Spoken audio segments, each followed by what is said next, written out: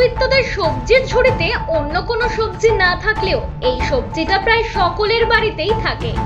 আর সেই সবজির দামই যদি হয় আকাশ ছোঁয়া, তাহলে তো মাথায় হাত পড়বেই।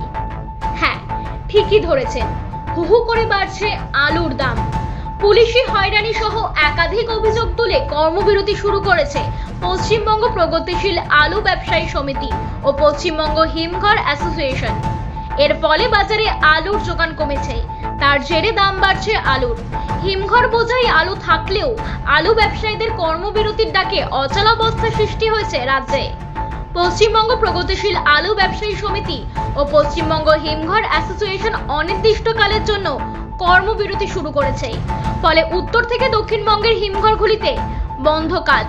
এমনিতেই খুচরো বাজারে আলুর দাম 30 টাকা থেকে বেড়ে হয়েছে 38 টাকা কেজি প্রতি।